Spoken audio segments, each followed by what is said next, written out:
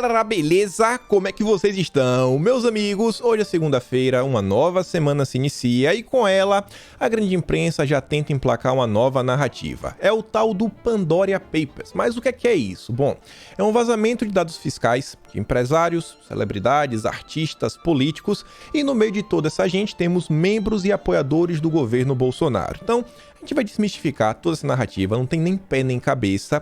E também quero comentar com vocês sobre 2022, alguns desafios que Bolsonaro terá que enfrentar.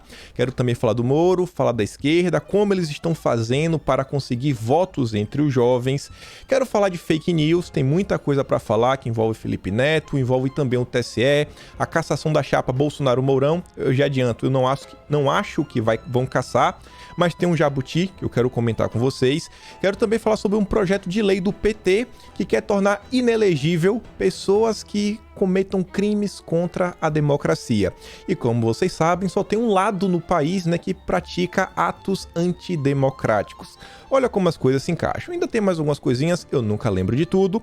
E quero começar com vocês aqui já com uma novidade. Teremos, a partir de hoje, a segunda temporada do Hora do Strike lá na Gazeta do Povo. Quem vinha assistindo, via aqui toda semana, nós tínhamos um convidado que não era um entrevistado, mas um quarto comentarista. Fixo temos a Cristina, o Gustavo Gaia, eu, e agora temos um quarto comentarista fixo, é a Bárbara. Acho que todos vocês sabem quem é a Bárbara, então estará lá. Se eu não me engano, a Bárbara vai estar toda primeira e terceira semana do mês. E aí na segunda e na quarta, eu acho que o pessoal vai colocar uma o Lacombe e a outra o Leandro Roxo. Então estão avisados e em horário diferente. Depois de muitas reclamações de vários de vocês falando, esse horário aí tem um pingo nos is, a partir entre 7 às 8. Coloca a partir das 8 da noite, pois. Pedi e obtereis, o programa agora vai ao ar às 8 da noite, não mais às 7, às 8 da noite. Toda segunda-feira. E vamos começar. Pandora Papers é uma coisa bem interessante do início até o fim, por vários motivos e várias razões. E por que eu estou falando isso? Vejam só. A começar, quem que trouxe essa narrativa para o Brasil? Guilherme Amado. O jornalista lá do ABIN do lado B, ABIN Paralela. O jornalista que também, fez que divulgou a mensagem que Bolsonaro convocava para o golpe, que inclusive entrou também nas investigações, nos inquéritos. A gente comentou acho que no vídeo de ontem, no vídeo de anteontem. Mais uma vez, o Guilherme Amado. Essa aqui é a primeira das matérias. Paulo Guedes tem offshore milionária em paraíso fiscal. Roberto Campos Neto também teve uma offshore, mas fechou em outubro do ano passado. Meu Deus, e aí agora? Já botou a sirene, Atenção. Paulo Guedes tem offshore milionário em paraísos fiscais. Presidente do Banco Central, Roberto Campos Neto, manteve offshore durante seus 15 primeiros meses no cargo. Pandora Papers. Meu Deus, o que é isso? O que é isso? Agora acabou. Pegaram o governo Bolsonaro, agora acabou. Começou lá 1h37 da tarde. Aí fez uma lista, O Pandora Papers revela offshores em paraísos fiscais de sócios da Prevent Senior, Prevent Senior, hein? CPI, MRV Oficial, que aí pega o Rubens Menin. Aí eu já acho que o Guilherme Amado ficou meio chateado, porque não tem um carguinho na CNN. Aí vamos bater no Rubens Menin, ver se ele me dá um cargo. A Riachuelo, era apoiador do governo, e outras 17 das maiores empresas do Brasil. Pronto, tá todo mundo envolvido. É um nome, offshore é uma coisa que todo mundo já ouviu, aparecendo nos jornais, tá? Mas o que é um offshore? Isso aí realmente tem algum crime, algo assim do gênero? Vamos ver também a matéria aqui, Eles não só querem criar a ideia da offshore. Eles querem criar a ideia que Paulo Guedes, olha a ideia, olha o nível de maluquice. Paulo Guedes teria colocado o Brasil em uma crise, teria desvalorizado o real perante o dólar, tudo isso para ele ganhar dinheiro. Porque o Paulo Guedes, vejam só, o ministro da Economia pode ter lucrado 14 milhões de reais com a valorização do dólar apenas durante o seu mandato à frente da pasta. Isso porque a offshore que Paulo Guedes mantém nas Ilhas Virgens Britânicas, nome é estranho, revelada neste domingo pelo especial Pandora Papers, do qual Metrópole faz parte, tinha 9,5 milhões de dólares em 24 de setembro de 2014. Desde 2014, era Dilma, ele já tinha esse dinheiro lá. Esse montante correspondia a quase 37 milhões quando ele foi nomeado para comandar a economia brasileira pelo presidente Jair Bolsonaro. A cotação na época era de R$ 3,85. Como o dólar agora está 5,37, esses 9,5 milhões que o Paulo Guedes tinha dariam um total de 51 milhões. Então ele teria tido aí um lucro de 14 milhões. Então Paulo Guedes, junto ao Roberto Campos, eles estão desvalorizando o real para eles ganharem dinheiro. Que conspiração, viu? Não, o pessoal assim consegue inventar umas coisas que eu fico de boca aberta. Mas beleza, o que é um offshore? Você que já deve ter visto esse nome várias e várias vezes aí nos noticiários. Em poucas palavras, offshore é a designação usada para sociedades ou contas bancárias abertas em países ou territórios do exterior, ou seja, fora do local de domicílio dos proprietários. Eu estou na Austrália. Eu já entreguei minha certidão de saída definitiva no Brasil há muito tempo. Não tenho literalmente nada no Brasil. Eu tive que pedir esse final de semana ajuda amigo meu para comprar um cartão de presente, porque eu tinha um dinheiro numa conta de jogos da Blizzard. Eu tinha R$100 e poucos, muito tempo atrás, que eu tinha vendido um bonequinho de um jogo que eu jogava. Eu falei, velho, compra aí pra mim, eu preciso mais de 30 para comprar um jogo. Eu tive que pedir 30 conto. Se eu tivesse uma conta no Brasil, aí eu já teria um offshore, porque o meu país... Hoje, como moro e resido e tenho toda a minha vida fiscal é na Austrália. Isso é um offshore. É você ter uma conta no país que você meio que não mora. Só isso. É um nome bonito, né? Eita, offshore, ladrão. Só vai botar o dedo e falar, ladrão. Não tem nada a ver com isso. São entidades sujeitas a um regime tributário diferenciado e favorecido com domicílio estabelecido em outro país. Daí a origem do nome. Offshore é uma palavra inglesa que significa fora da costa, ou seja, em outro território. Você tem um dinheiro em algum lugar, as leis brasileiras ou de qualquer país não lhe agradam muito, vou abrir uma conta bancária em tal país. Por quê? Porque eu quero. A principal finalidade da abertura de um offshore são os benefícios fiscais e tributários oferecidos em algum desse país. Principal, não só isso. Eu conheço gente que, por exemplo, tem que abrir uma conta em outro país porque, no Brasil vai que tem uma crise, tem isso, aquilo outro, é um pouco mais estável. E dá também para guardar dinheiro em dólar. Acho que hoje em dia no Brasil dá, mas no passado não podia. Olha só, a princípio a prática é legal. Ou seja, a princípio o que o Paulo Guedes fez, o Roberto Campos fez, é legal. Não tem nenhuma ilegalidade. Porém, podem ocorrer problemas em algumas situações específicas, como os veremos ao longo do post. Não vou trazer. Acho que vocês entenderam o que é um offshore. Vamos ver, né? Obviamente... A oposição brasileira não vai ficar de braços cruzados. Eles vão entrar com ação de improbidade contra Paulo Guedes e presidente do Banco Central pelas offshores. Pandora Papers. O líder da oposição na Câmara, o Alessandro Molon, decidiu apresentar uma ação de improbidade contra ambos. E aí diz que a revelação foi feita pelo Pandora Papers neste domingo, colaboração jornalística da qual o Metrópolis faz parte. Colaboração é um gabinete do amor, né? Um gabinete do ódio do bem. Só a nata para criar narrativas. Obviamente, o MBL não podia ficar de fora. Kim Kataguiri se junta à extrema esquerda para convocar Paulo Guedes e explicar investimentos com offshore. Tony Blair, Elton John, Shakira, ex-Beatle Ringo Starr, são algumas das personalidades que aparecem na investigação. É um mundaréu de gente. Um mundaréu de gente. Aí você deve estar se perguntando, mas e aí, tu não falou que ia derrubar essa narrativa? Falei, e vou, irmão. Não é ilegal você ter uma conta em outro país, desde que você declare a receita. Simples assim. É só declarar. E temos aqui 2 parágrafos. O Rafael Balboa falou o seguinte, esse episódio do offshore, do Paulo Guedes, só serviu para comprovar um ponto. Muito tuiteiro do mercado financeiro não entende porcaria nenhuma de mercado financeiro. Para os emocionados, 2 imagens. Quem foi educado no método Paulo Freire não entenderá, mas para os demais, aí tá lá. Não há ilegalidade na abertura de uma offshore, desde que os valores sejam declarados à Receita Federal e o Banco Central. Beleza.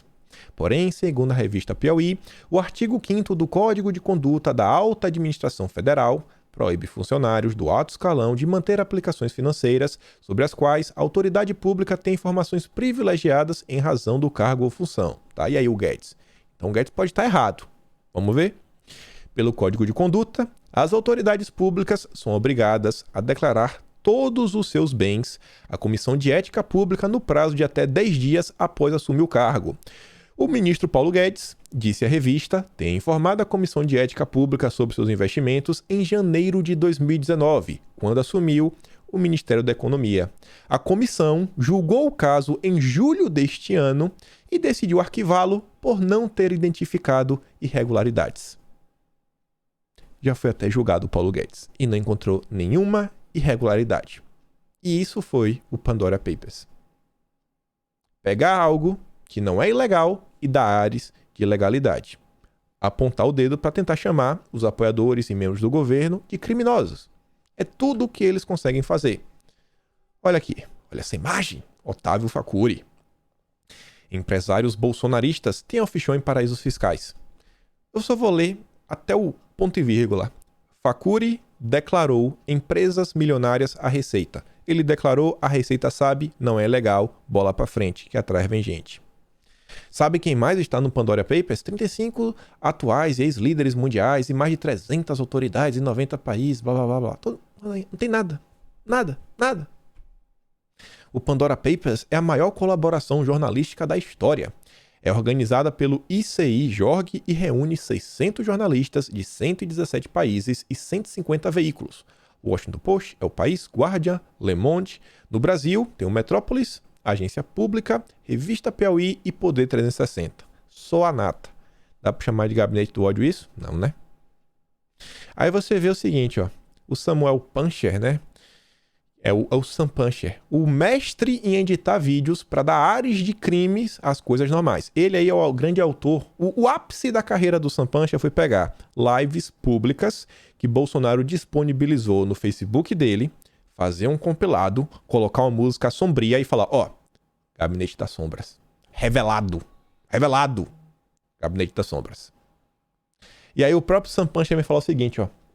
Tem uma galera da área econômica com dificuldade em entender que nem tudo que é legal é moral.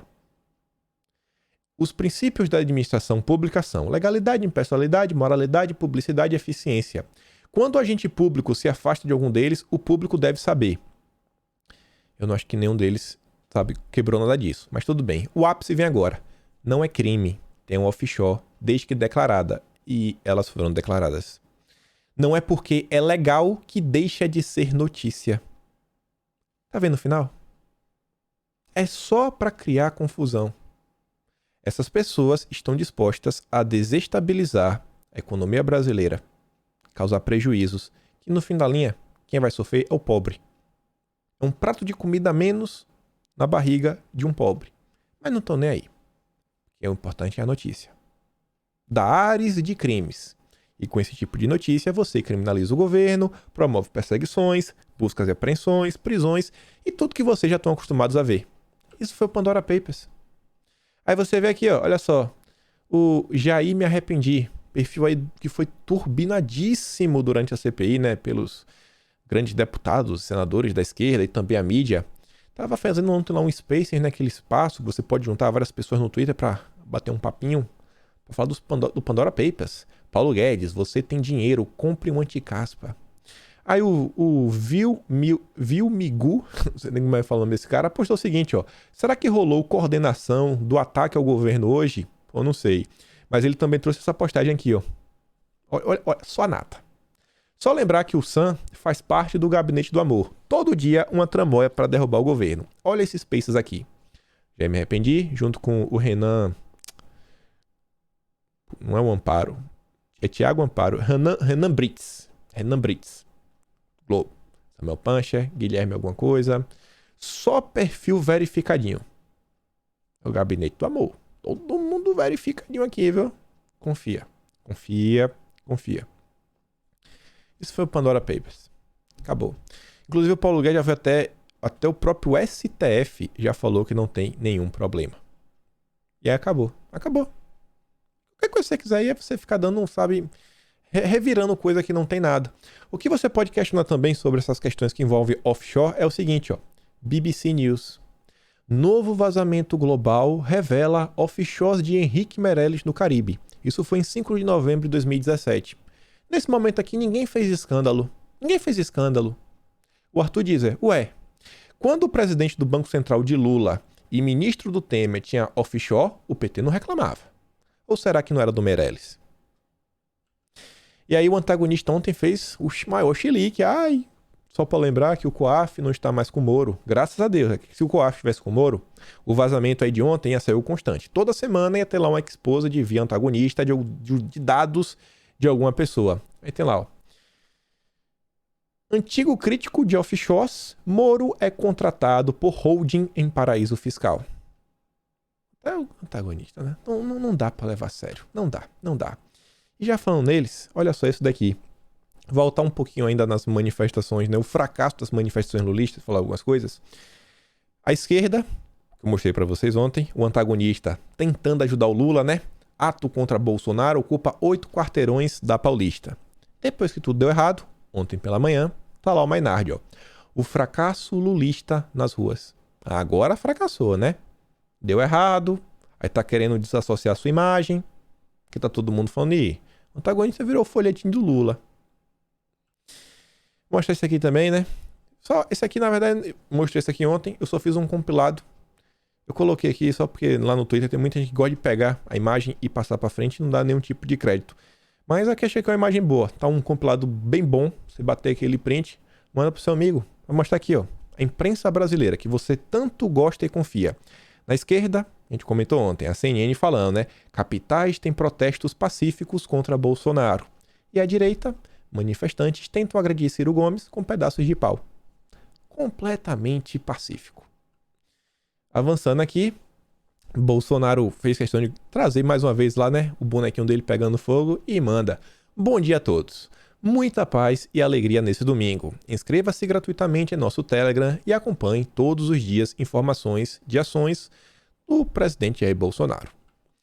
E aí vejam só o seguinte. Ontem também saiu essa matéria e eu faço questão de comentar, porque a gente sabe que esse pessoal odeia, mas é só para deixar ainda mais claro. E vocês, assim, eu tenho certeza que vocês entendem, mas muitas das pessoas que vocês conversam não entendem. Sérgio Moro é unha e carne com o antagonista. O antagonista é as contas do Sérgio Moro. Oficialmente não é, mas a gente sabe que é. É onde Moro escreve, é onde Moro tá lá, né, na Cruzoé, fazendo os artiguinhos dele, é onde tinha os vazamentos, a Vaza Jato comprovou isso. E aí a redação, não foi, você vê, ó, não é o Diogo Mainardi, o Mário Sabino, o Cláudio Dantas, é a redação, ou seja, é a opinião do grupo. O grupo antagonista pensa dessa forma. A inaceitável reeleição de Bolsonaro e a indesejável volta de Lula. Para eles, olha só, é inaceitável. Não dá para aceitar de jeito nenhum Bolsonaro se reeleger. Já o Lula, a gente não deseja. Mas que vai que ser fazer o quê? O problema é Bolsonaro. Bolsonaro é inaceitável. Aí vem lá o cara que é Sérgio Moro, né? Ai, Sérgio Moro. Tá aí. Aí, Sérgio Moro. Parabéns. Parabéns aí para Sérgio Moro e seus amigos. Aí vejam só. Saiu uma matéria interessante. E eu acho que ficou ainda mais interessante. Eu não tinha sacado isso. Depois que eu vi esse comentário da Ju, que ela falou o seguinte, ó. O Carlos, como sempre, com visão de águia. E aí eu fui lá olhar o post do Carlos Bolsonaro e perceba. O post do Carlos Bolsonaro saiu às 2h38 da tarde. A matéria da Globo saiu às 3h55, ou seja, 1h17 antes a postagem do Carlos. E o Carlos falava o seguinte, ó. Posso estar enganado, mas não cairia nesse papinho de Ciro Gomes ter sido hostilizado, propositalmente, né? E ferozmente. Qualquer um sabe que todos estes estão desesperados para viabilizar uma terceira via. E todo encerredo tem mais do que método. Tem método, não é aleatório. A galera quer alguma coisinha com essas movimentações. E eu vou lá ver a matéria do Globo. Após incidente na Paulista, Ciro Gomes propõe trégua de Natal entre oposição a Bolsonaro. Olha só que interessante, né? Ciro Gomes vai pra rua, aparentemente alguém tentou agredir ele, e aí ele, num ato de, sabe, hombridade, mostrando como ele é um cara desapegado, um cara altruísta, não. Vamos esquecer os problemas. Vamos esquecer que vocês tentaram me bater e me agredir. Eu sou maior do que isso. O mais importante é derrubar o governo Bolsonaro. E ele capitaliza a situação contra ele para se lançar. Inclusive já ganhou até matéria no Globo. Marketing gratuito. Quantos e quantos, né, grupos jornalísticos tiveram que comentar sobre o ocorrido com Ciro Gomes? Então realmente, viu? Tem mais do que método. Vocês estão entendendo. Aí vejam só, é o seguinte, né? A esquerda não gostou muito, não, de como a imprensa brasileira relatou o fracasso do Lula. O Luiz Nassif, que já apareceu naquelas épocas gloriosas, né? Na época, inclusive, do que o pessoal chamou de mensalinho do PT, traz aqui a capa da Folha de São Paulo, que tá lá, né? Atos contra Bolsonaro têm baixa adesão fora da esquerda. E ele diz, ó, da série: tudo será como antes. Fotografia fotografa a jiboia e diz na primeira página é minhoca. Jiboia. Que jiboia, irmão? Que jiboia? Um pingado de gente. Ficou indignado com a Folha de São Paulo. Indignado. E aí eu quero compartilhar esse vídeo aqui com vocês, que eu achei muito engraçado. Cadê? Aqui. A Elisa achou ontem. É um vídeo da Heloísa Helena numa live. Deixa eu ver aqui, tá bonitinho? Tá bonitinho. Vejam só esse daqui. Luiz Inácio Lula da Silva. É horrível quando você diz isso, porque você não sabe nem como é que vai ser o... Presta atenção no sorriso do jornalista. Presta atenção. Ele pergunta, e o Lula? Pergunta do Lula para Heloísa Helena, que era do PT, saiu para fundar o PSOL. Presta atenção no sorriso do jornalista. O próximo segundo turno, né? Tomara que a gente não viva um dilema desse, né? Porque é um farsante, né?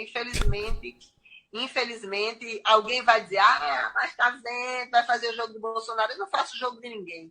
Não faço mesmo, né? Agora, para mim, é um traidor da esquerda socialista. Tá ficando tenso, hein? Infelizmente, pelos crimes contra a administração pública que cometeu, muitas pessoas têm a ousadia de dizer gente de esquerda é bandido e é ladrão, né? Em função de todos os crimes que ele patrocinou na administração pública. Então, além de patrocinar uma traição de classe, né? Porque nunca o capital financeiro ganhou tanto dinheiro e nunca foi tão amortizada, assim, tão adormecida a luta social, justamente pelo papel que ele cumpriu, e criou isso no imaginário popular, né? Que é uma tristeza para todos nós que somos de esquerda vivenciarmos uma experiência. Concordo 100% com a Heloísa Helena, né? Não dá, o Lula é um farsante. Não dá. A Elisa diz, ó, esqueceram de combinar com a entrevistada. Ex-senadora Heloísa Helena, fundadora do PSOL e agora funcionária do gabinete do Randolfo Rodrigues, chama Lula de traidor durante podcast Política ao Quadrado. Que vergonha, hein? Que vergonha. O choro é livre. Mas vamos continuar aqui. Ontem eu vi essa postagem aqui que me chamou a atenção, do Eduardo Matos de Alencar. E ele fala o seguinte: o petismo nunca deixou tão claro como vai governar se retomar o poder. Tá cristalino. Todo mundo sabe o que vai acontecer.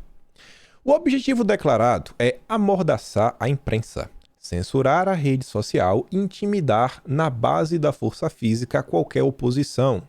E tem jornalistas se consolando com a ideia de que Lula seria um democrata. Pobres coitados. Mesmo sabendo disso, tem gente que continua apoiando Lula. Tem gente que continua, né, como antagonista, falando que é apenas indesejável, o inaceitável é eleger Bolsonaro e tudo mais. Grave isso daí que a gente vai falar sobre os jovens. O voto do eleitorado jovem, a partir dos 16 anos. Mas antes, quero comentar sobre isso daqui. Eu havia comentado com vocês ontem a questão das manifestações. Foi grande, foi pequeno e tudo mais. Eu falei, gente, beleza, vamos agora pra parte séria. O que realmente mudou no tabuleiro? Eu falei que não mudou muita coisa.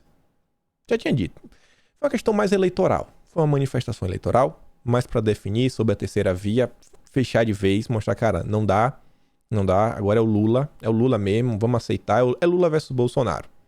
E algumas movimentações. E aí o Ebert faz um comentário também que, assim, é um pouco além, sabe, aquela questão do fracasso e tudo mais das manifestações, que é o seguinte, ó. Povo versus eleição. Tirar sarro do fora Bolsonaro faz parte. Mas não se iludam. Povo na rua é uma coisa, eleição é outra. Isso realmente é verdade. Não dá pra falar, a esquerda não teve ninguém, então o Lula não tem votos. Não é bem assim. O PT elegeu 2.700 vereadores e 183 prefeitos. Isso em 2020. Conservadores e conservaloucos elegeram quantos? Algumas poucas dezenas de vereadores e meia dúzia de prefeitos? Alegar fraude é tapar o sol com a peneira, pois, ainda que suspeitas sobre o sistema eleitoral possam ser justificáveis, conservadores têm uma questão prévia para resolver, que é: estão fora do campo do jogo. Não tem nem sequer espaço nos partidos para formar chapas competitivas. A eleição... Hoje eu estava conversando com algumas pessoas do mercado financeiro, e eu gosto de conversar com essas pessoas por quê? Porque eles sempre estão preocupados com o que está por vir. Porque as coisas que estão por vir podem impactar no bolso deles, e eles não querem perder dinheiro. E ao ver de muitas dessas pessoas, um dos assuntos mais importantes no Brasil hoje é o partido de Bolsonaro e a sobrevida da direita, porque isso pode impactar muita coisa. E a gente realmente vê que ainda temos um grande problema nisso. Ainda seguimos sem um partido definido, algumas pessoas que, cara, não sabem nem por onde começar e tudo mais. Aí ele fala o seguinte, ó: se por um lado a zoeira tem sua importância no jogo político, por outro, não pode servir para criar uma ilusão de superioridade onde ela não existe. A zoeira é importante para a gente chegar aqui e mostrar para vocês mostrarem para os amigos de vocês, o cara que, sei lá, por algum acidente ele entrou aqui no vídeo, ele viu toda, sabe... todo o fracasso do Lula e falar, pô, cara, não dá. E a gente tentar converter o voto de um a um. Mas só isso não resolve a política. Partidos que não colocam ninguém na rua, como MDB, PP, PSD, PSDB, elegeram mais de 500 prefeitos e 4 a 8 mil vereadores cada um. Eles não colocam ninguém na rua. Eles têm força, eles têm capilaridade, têm fundo eleitoral. Nem só de zoeira e manifestação cheia vive a política. É preciso também alguma humildade e paciência para aprender outros aspectos do jogo, mas isso não combina muito com o programa de maior sucesso da nova direita. Meus likes, minha vida, que depende de agito constante. A galera quer falar, quer criar o caos, isso aqui, aquilo outro, toda hora criando um caos que não é bem assim. Em tempo, conserva-loucos, que ele falou lá em cima, são os reacionários e revolucionários que se acham conservadores. São parte da cena. E acho até que pode haver situações onde uma revolução seja a justa resposta, mas não é o caso agora, nem dou moral para quem quer fazer revolução com o pescoço dos outros. E você vê que claramente tem um grupo de pessoas cada vez mais prega uma certa revolução, mas eles sequer querem sair de casa. E no meio desse aspecto você vê, a gente não tem um partido, a gente ainda não tem sequer candidatos, a gente tem aí o pessoal que já está na política. Um outro nome que eu sei que vai, e quando entrar vocês vão conhecer, porque você já conhece as pessoas, então quando eles falam, eu vou ser candidato, todo mundo vai saber, mas ainda ser um número bem pequeno, quando a gente olha o tamanho do Brasil e a quantidade de vagas na Câmara Nacional, nas câmaras estaduais, no Senado, nos governos e tudo mais. Então já tem todo esse problema de falta de representatividade, a gente tem um problema de capilaridade, os canais do YouTube e as redes sociais não atingem o Brasil inteiro. Cara, hoje eu tenho 480 mil, vocês me ajudaram. Me ajuda a crescer mais, me ajuda a bater 500 mil. Mas ainda assim, ó, se eu bater 500 mil, 500 mil vai dar o quê? Ó? 2 milhões, se eu tivesse, ia ser mais ou menos 1% da população. Mais ou menos. Então 500 mil seria 0,25% do Brasil. A Globo atinge 99% do território nacional. Imagina esses políticos com fundo eleitoral, rodando o estado inteiro, indo lá no interior. Então a gente tem vários problemas para enfrentar. E um desses problemas que isso realmente, falei para vocês, vai ser um desafio para o governo Bolsonaro, e eu estou fazendo questão de bater nessa tecla assim, ó, várias e várias vezes, acho que vocês estão percebendo isso, eu acho que, inclusive, nesse exato momento, vocês se veem nos últimos vídeos, pare e pense. Nos últimos dias, né, acho que você já deve ter dado assim, uma certa vasculhada, uma certa pesquisa, uma coisa ou outra que passou na sua linha, na timeline, no seu Facebook, Twitter, Instagram, você falou, ó, esse rapaz, isso aqui, ó, Isso aqui eu vi em algum lugar. Problemas ligados à economia. Eu tô falando isso reiteradamente porque já falei várias vezes. Não é o soco no queixo que vence a batalha. Esse lá, né? A luta. O que vence é aquele soquinho reiterado na boca do estômago. Na boca do estômago, bate até o adversário cansar. Então a gente tem que colocar e trazer isso pro debate. Tem que trazer isso pro debate. As pautas conservadoras, as pautas ideológicas, sabe? Todas essas pautas. O conservadorismo, vamos chamar assim, né? É algo importante? É algo importante. É algo que traz voto? É algo que traz voto.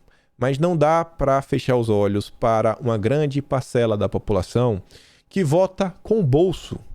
Vota com o bolso. E, gente, essa matéria aqui da Veja, ela é real. Ela é real. Conversei com algumas pessoas que realmente, inclusive, receberam essa pesquisa de antemão, em primeira mão. E é o seguinte, ó, brasileiro está preocupado com a pandemia. Tem muita gente. Desemprego, muita gente. E aponta um levantamento. Mapeamento feito por empresa de inteligência digital, a Pesata, aponta que a agenda conservadora ainda não está entre as prioridades da população. Está. Tem uma parcela, sabe? É importante, mas não assim, não vai garantir tudo só com isso. Tem que também relembrar dessa situação. E aí, olhe isso a todas as movimentações que vêm acontecendo desde o dia 7 de setembro. Que se intensificaram depois da carta que Bolsonaro fez. O que estava acontecendo naquele momento, um princípio de greve de caminhoneiros, várias movimentaçõezinhas. Aí você vê aqui, ó, com piora da inflação citada por 7 em cada 10 eleitores, altas dos preços desafia Bolsonaro e oposição. Não vai ser um desafio só para Bolsonaro, mas também para a oposição. Vai ser um desafio também para todos os políticos eleitos, todos os governadores. Eles vão ter que dar alguma resposta. A população quer resposta. O Brasil, não é o Brasil inteiro que acompanha a política diária todo santo dia para entender o que está acontecendo. E você vê, ó, que nesse âmbito, governadores, não é nem o governo federal, governadores miram Vale Gás, ICMS e preço de alimentos para suavizar a inflação de olho em 2022. Ao menos 7 governadores já adotaram programas de transferências de renda para comprar gás de cozinha. O produto que sofreu com o aumento do petróleo e a alta do dólar já passa de R$ 100 em 16 estados, segundo a Agência Nacional do Petróleo. E já tem 7 estados tentando fazer alguma coisa. Isso a nível de governos estaduais. Nível de governo federal, a gente estava falando isso daí desde a semana passada. Lira se reúne com líderes nesta segunda-feira para costurar acordos sobre combustíveis. Isso aqui saiu lá no dia que teve o tal da carta de Bolsonaro para a nação. Uma preocupação com a questão dos combustíveis e colocando aí um acerto no ICMS como um dos pontos que poderia levar, né, à equalização dessa crise dos combustíveis. A gente explicou isso, faço questão de até relembrar. Como o ICMS pode resolver? Gente, a situação é bem simples. Hoje, o ICMS é em porcentagem, ou seja, é um valor proporcional. Se o preço da gasolina sobe, o ICMS sobe. Por exemplo, vou botar assim que o ICMS seria 10%, que é uma conta fácil. Se a gasolina está R$ 2,00, o ICMS seria 20 centavos. Se a gasolina sobe para R$ 2,50, o ICMS vai para 25 centavos. Vai subindo proporcionalmente. O que querem discutir é fazer o seguinte: vamos esquecer a porcentagem e vamos colocar o ICMS em um valor fixo, ainda que seja diferente em cada estado. Em vez de colocar 10%, coloca 20 centavos. 20 centavos. Porque se a gasolina subir, o ICMS não sobe. Continua os mesmos 20 centavos. Isso aí já amortece e muito, mas e muito o preço da gasolina. Aí você vê aqui, ó, Tarcísio. Onde é que Tarcísio está indo? Para os Estados Unidos. Fazer o quê? Trazer investidores. Nesse momento que Bolsonaro foi à ONU, fez um discurso. Então, um evento importantíssimo que Bolsonaro precisa ir é o COP26. Ligado a essas questões todas aí também do meio ambiente e tudo mais. Dá tempo a gente comentar mais algumas coisas no final do vídeo. Tem que ir, falar lá, dar uma resposta para trazer investidores. E o Tarcísio está indo, ó. Nenhum país fez mais leilões de concessão de aeroportos, 34, terminais portuários, 29, rodovias, 2.500 quilômetros e ferrovia 2.140 quilômetros do que o Brasil nos últimos 2 anos e meio.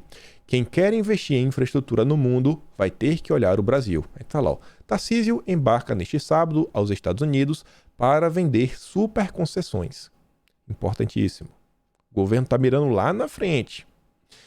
País tem mais de 117 bilhões de reais de investimentos anunciados em um mês. Perceba, o governo está batendo muito nessa tecla. Muito, não é aleatório. Se tem uma coisa que Bolsonaro sabe fazer, você pode reclamar de 1.001 coisas. 1.001 coisas de Bolsonaro. Mas o miserável, ele sabe pautar a imprensa. Quando o Bolsonaro, ele tá incomodado com o tema, ele bate naquele tema todo santo dia. Bate. E a imprensa começa a falar e o Brasil descobre sobre esse tema. Se Bolsonaro acha que é importante, eu também acho. E quem também está se movimentando para 2022 é o senhor Sérgio Moro. Vejam só.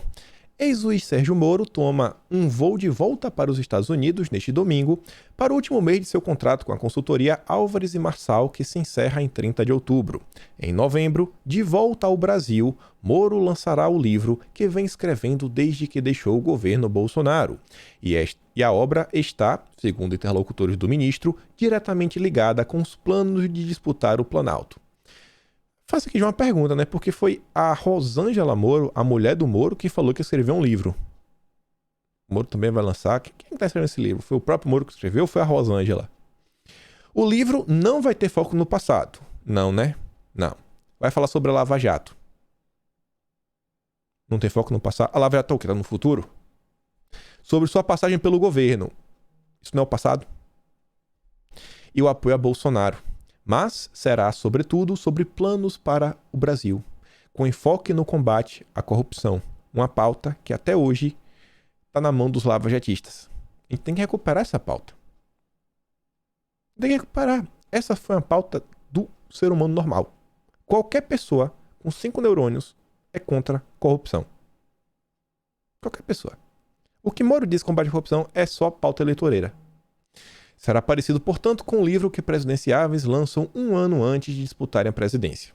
Vai ser um livro só para desgastar o governo. Só para desgastar o governo e ajudar o Lula. Só e somente só. Para 2022, olha o que os petistas estão planejando. Deputado do PT quer tornar inelegíveis condenados por preconceito racial e crimes contra a democracia. Crimes contra a democracia. O que é isso? Eu não sei. A imprensa sabe, né? O tempo todo fala que a gente é antidemocrática, atos golpistas, atos antidemocráticos. O parlamentar apresentou o projeto de lei que, se aprovado, aplicaria a regra para decisões transitadas em julgado ou proferidas por órgãos judiciais colegiados. É inaceitável que políticos usem o sistema democrático para atacar a própria democracia, bem como para perpetuar comportamentos machistas, fóbicos, como trampolim político, afirma o José Guimarães. José Guimarães é aquele que foi envolvido antigamente, né? Inclusive já prescreveu aquele negócio do dinheiro da cueca, bem anos atrás, quem lembra, né? Foi ele que também deu entrevista para o Poder 360 falando que ele está disposto a dividir um palanque com o MBL. Vocês já viram a esquerda praticar algum crime contra a democracia? É uma lei só para perseguir conservadores e pessoas da direita. Feita pelo PT, irmão. Feita pelo PT. Vamos continuar aqui. Falei que a gente ia comentar sobre o voto jovem, né? Você lembra daquele comentário do Eduardo Matos que ele diz o seguinte: nunca esteve tão claro o que o PT está planejando. Deixa eu botar assim que eu gosto de ver o tempo que a gente tem de vídeo, né? Para tempo de comentar tudo. Aí vejam só. Nunca esteve tão claro. Será que realmente esteve claro tudo que o PT planeja fazer? Iniciativas tentam trazer o voto jovem. Segundo o TSE, o número de eleitores entre 16 e 17 anos caiu pela metade entre 2016 e 2020. E aí diz o seguinte, ó. É o caso da estudante Sofia Astucci, que também tem 16 anos, mas segue o caminho oposto de Júlia. Tem uns parágrafos antes. Sofia não sabe se vai votar em 2022, mas disse porque no momento não se sente pronta para escolher um candidato. Tudo que o Lula fez, tudo que o Lula já anunciou que vai fazer, mas a jovem, ela não consegue se decidir. E aí que você vê o grande problema, né, de pessoas como o Felipe Neto. Garanto que ela vota em quem Felipe Neto aprovar. Segundo ela, a atual conjuntura do país dificulta ainda mais essa decisão. Parece que as pessoas não sabem mais conversar de forma sensata sobre questões políticas, disse a jovem. Isso me deixa irritada e acabo perdendo interesse. Imagina. Espaços de poder. Para casos como o de Sofia e outros adolescentes desanimados com a política, Larissa afirmou que uma forma de atraí-los, olha só, é mostrar a participação de jovens. É mostrar que a participação de jovens é um caminho para fomentar a pluralidade nos espaços de poder, reduzir as polarizações e fortalecer a democracia.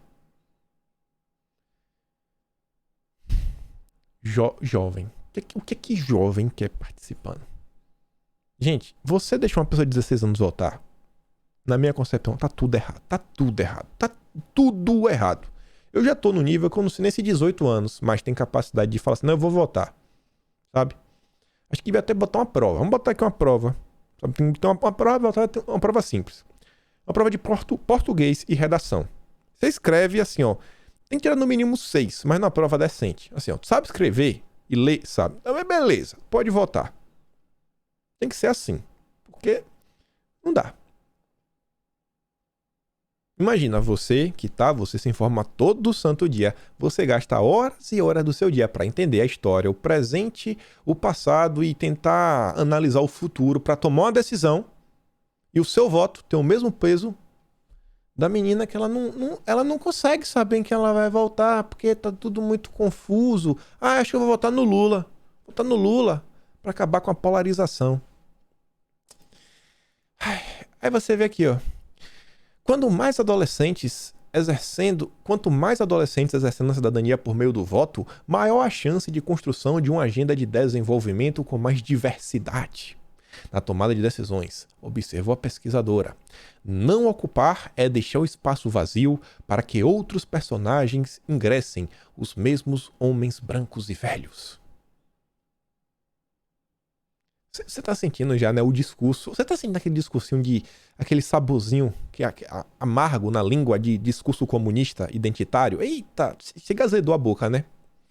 A missão do Instituto Update, organização sem fins lucrativos da qual Larissa faz parte, é despertar a urgência do presente no imaginário político da juventude. Ó, é urgente derrubar o governo Bolsonaro. Gente, como o Ebert falou, a direita, o conservadorismo não combina com revolução. Não combina, irmão. Não combina. Você vai lá nesse Instituto Update. Fui lá na página deles. Olha a imagem. Aqui embaixo. Olha a imagem. Emergência política. Revolução será compartilhada. Revolução. Revolução. Revolução. Revolução. Você entra na página deles. A América Latina tá de cabeça para baixo. Não é assim aquele mapa da América com os Estados Unidos em cima. É o Brasil na parte de cima. É o Brasil de baixo para cima. Que é o símbolo utilizado pelo Foro de São Paulo. Pelo SAL. Esse é o grupo que está trabalhando para trazer o voto dos jovens. Aí você vê aqui, ó. Você vai lá em 2 matérias para você entender o tipo de pessoas que está lutando pelo voto dos jovens. Especial 19J. Os pontos de conexão entre os protestos das juventudes na América Latina. Olha a imagem aqui, ó. Fora Bolsonaro. Mito é o SUS. Como combater o autoritarismo em tempos de Bolsonaro? Tudo isso daqui não está sendo feito por políticos. Isso daqui é a sociedade civil organizada, a terceira via, né? Terceira via não, terceiro setor. A direita, cara, não existe direita no terceiro setor. Existe. Mas assim, é muito pequeno, muito pequeno. Isso daqui é um dos principais desafios que a direita precisa enfrentar se quiser realmente ter a maioria no país e conseguir influenciar no imaginário da sociedade. É isso daqui. Terceiro setor. ONGs, institutos, sabe, artistas, músicos. É isso daqui. É o principal ponto. E aí, nesse âmbito, você vê o seguinte, ó. O Douglas Gomes, ele fala o seguinte, ó. Dinheiro para contratar mais professores não tem. Sabe por quê? Porque gosta de investir em doutrinação. Prefeitura de Niterói faz parceria com Felipe Neto e Manuela Dávila. Ele traz uma postagem aqui do Vinícius Uu com Instituto E Se Fosse Você. E fala o seguinte, ó. A Niterói contará com um projeto pioneiro no combate à desinformação e fake news nas escolas, fruto da parceria entre os institutos coordenados por Manuela Dávila e Felipe Neto. A Manuela é política, o Felipe Neto não é. Tem algum instituto na direita de combate a fake news, especialistas no assunto? Não tem. Felipe Neto estava lá ontem, ó. Revista Trip da UOL, em entrevista para o Leandro Carnal. Felipe Neto falando que a internet é a maior arma já criada. Pronto. Ele relativizou o que aconteceu em Hiroshima e Nagasaki. Todas aquelas vidas perdidas em estalar de dedos. Internet é o maior e é perigosíssimo. Meu Deus do céu. Ai. Não dá pra falar, né? Ele tá aí, Instituto Vero, o tempo todo aí dando seus pitacos, fake news e tudo mais. E essa questão de fake news, vejam só o seguinte, ó. Lá vem o Lauro Jardim, mais uma matéria. Ação no TSE prova que disparos de mensagens pró-Bolsonaro na eleição foram coisa de profissional. E a Sarita só fez questão de colocar a única matéria. O Hans River. Testemunha diz na CPMI das fake news que fez disparos em massas para Haddad. E ele no final negou disparos para o Bolsonaro. E eu quero entrar nessa questão. Eu não acho que Bolsonaro vai ser caçado. Não vai. Não acho. Sem chances. Mas, tem um jabuti. O processo que investiga no TSE o impulsionamento ilegal de mensagens pelo WhatsApp nas eleições de 2018 vai revelar que o disparo em massa desses relatos, vídeos, memes, etc., não era um esquema romântico organizado por Carlos Bolsonaro, mas algo bem estruturado e muito profissional. De acordo com o interlocutor que teve acesso ao compartilhamento das provas do inquérito das fake news e a investigação sobre atos antidemocráticos de apoiadores de Jair Bolsonaro que tramitam no STF. Na semana passada, o TSE abriu às partes interessadas essas provas técnicas para que sejam apresentadas em 20 dias as alegações finais pelos advogados de defesa. O passo seguinte será o julgamento que, na possibilidade mais extrema, poderá caçar a chapa Bolsonaro-Mourão. E aqui que tem a pior parte. Olha só. O que os ministros do TSE, Fachin, Alexandre de Moraes, Luiz Roberto Barroso, entre eles, vão julgar não é se existiu o disparo em massa. Isso já é ponto pacífico. Já está decidido que teve disparos em massa. Mas o que é que eles vão discutir e julgar? Se esses disparos influenciaram no resultado da eleição de modo a desequilibrá-la. Desequilibrou sim ou não? E aí? Desequilibrou ou não? Gente, olha só. Uma vez que julga e fala, ó, teve muitos disparos, mas não impactou a ponto de caçar chapa ou não, você tá dando, sabe, aquela base jurídica para você justificar que a PL 2630 das fake news, que tá apensada com a PL 3144 da Joyce, juntamente com a questão da CPMI das fake news e várias outras coisas, assim, fala, não, isso tudo daqui faz sentido. Tudo isso daqui faz sentido. E, cara, vocês aí tem que parar, né? Vocês têm que conter esses absurdos. Você tem que colocar um ponto final em tudo que a direita está fazendo. Tem que acabar. Não dá mais. Não dá para aceitar o que os bolsonaristas estão fazendo. Temos que calá-los. Porque olha o que aconteceu em 2018. Por mais que não casse a chapa Bolsonaro-Mourão, meu amigo, isso daqui abre uma prerrogativa absurda. Absurda. Absurda. Aí você vê aqui a CPI, né? Deixa eu ver se eu coloquei alguma coisinha. Acho que eu nem coloquei. Ah, coloquei. Coloquei, eu mostro pra vocês daqui a pouco. Deixa eu mostrar logo, né? Disparos em massa. Pra vocês verem como são as coisas. Senso Comum postou o seguinte, ó. O que é o Petrolão perto dos R$90 doados declarados no imposto de renda, além de procurar uma empresa privada para fazer patrocínio que não se concretiza. 1.000 buscas e apreensões ilegais para isso. Então foi o seguinte, o que é você dar 90 conto comparado com o Petrolão? Os R$90 é muito mais perigoso. Você doar R$90 é muito mais perigoso, muito mais sério do que o Petrolão. Por que eles estão falando isso daqui? A gente tinha comentado, mas eu não tinha passado o vídeo para vocês. E eu gosto, na linguagem popular, após o dia, de você mata a cobra e mostra o pau. Vejam só. Vídeo da CPI. Humberto Costa falando do Otávio Facuri. Eu vou tentar fazê-las aqui. Bom, primeiro já ficou claro que ele financia sites, plataformas, influenciadores digitais, ele já declinou que faz, não é? Ele disse realmente que já financiou uma vez o Terça Livre do Alan dos Santos, com R$90 esse financiamento, não é? Agora eu pergunto, quando o senhor faz esse financiamento, se restringe as contas que o senhor tem aqui no Brasil, ou o senhor tem lá fora, tem empresas offshores em paraísos fiscais? Sim ou não?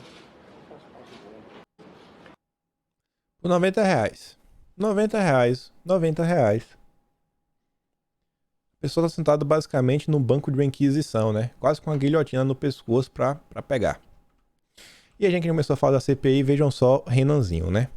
Apesar de senadores resistirem à espetacularização, Renan Calheiros já garantiu o grande final para a CPI. Renan está empenhado no grande final, que deve se encerrar em meados da segunda quinzena desse mês. Apesar da reserva com que alguns integrantes veem a espetacularização na entrega do relatório final, Renan já acertou com Pacheco compra de passagens para trazer familiares de vítimas que perderam, né, entes devido à pandemia, cada um de cada estado. Vai fazer uma festa com a vida das pessoas. Esse é o Renan Calheiros. No âmbito da CPI, vejam só o seguinte, ó. Sensacional essa montagem aqui da Elisa, né? Uma linha do tempo bem rápida. Se lembrar do médico do Lula, eleitor do Lula, do Ciro Gomes também. Marcos, como é o nome dele? Acho que é... Deixa eu ver se tá com o nome aqui. Marcos Lacerda é o nome dele. Vejam só, a Elisa fala o seguinte, ó. Escrever crônicas sobre o estudo que participou em Manaus e levou a óbito de 11 pessoas por superdosagem em pacientes graves, ele não quer fazer. Porque a grande imprensa nunca fez questão de colocar o holofote nesses casos. Tá lá ele mais uma vez no Globo. Mais uma vez, o cara que colocou superdosagens, mesmo todo mundo falando, não faz isso, não faz, ele fez, porque ele não se importa com a vida humana. 14 de abril. Estudo no Amazonas aponta que a alta dose foi uma dose absurda, ele exagerou. Depois, 14 de maio desse ano. A Maluta 1. Vivi um inferno por fazer pesquisa, diz o infectologista Marco Lacerda. É, né? Por que será? E aí ontem. Poderia escrever uma crônica sobre a Prevent Senior, diz cientista da Fiocruz que foi perseguido após publicar o estudo. A Gazeta do Povo fez uma matéria muito boa, mostrando aí o relato das famílias envolvidas. Os absurdos que os familiares sofreram. E os absurdos também que os pacientes sofreram, né? Mas isso pode, isso é do bem. E aí, vejam só, isso daqui também, né? Eduardo Paes. A hipocrisia não tem limites. Eduardo Paes confirma programação para carnaval sem distanciamento ou redução de público.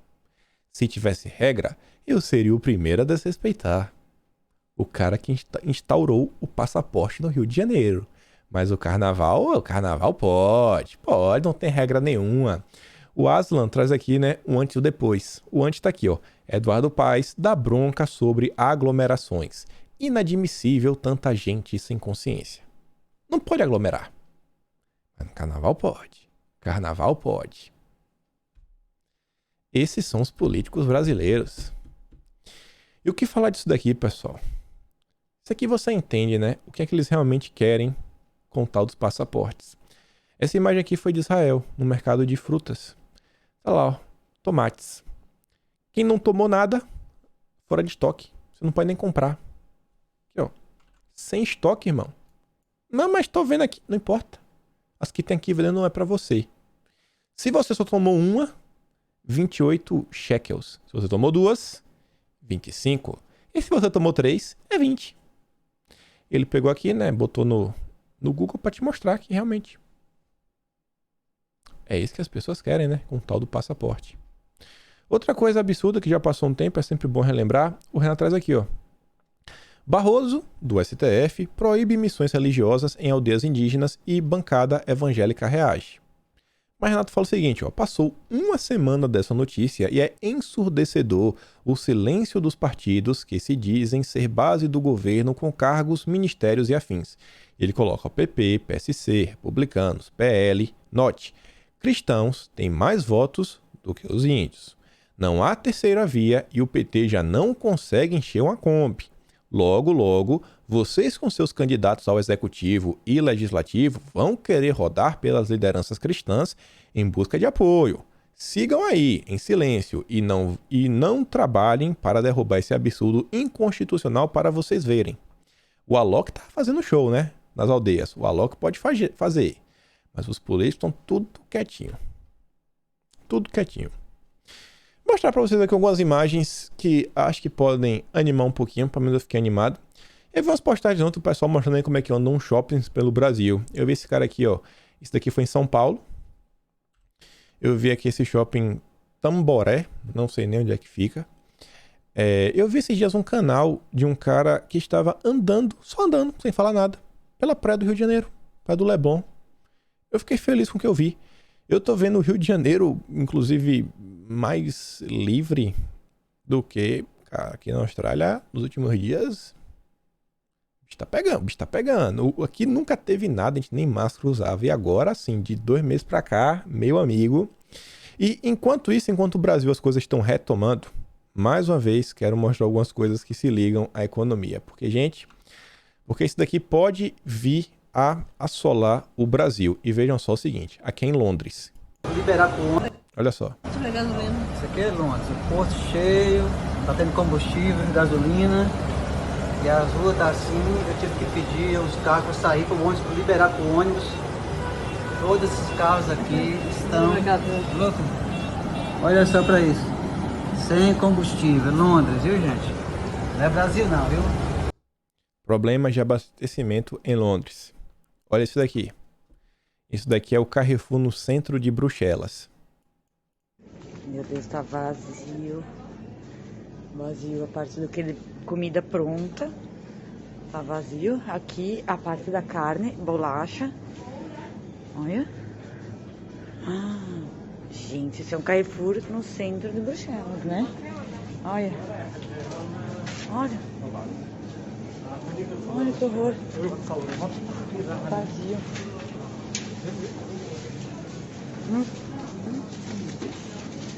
Olha nas carnes também.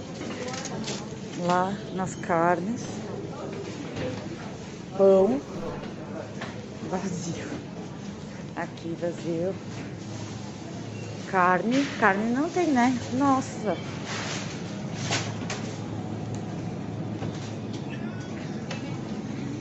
Putz.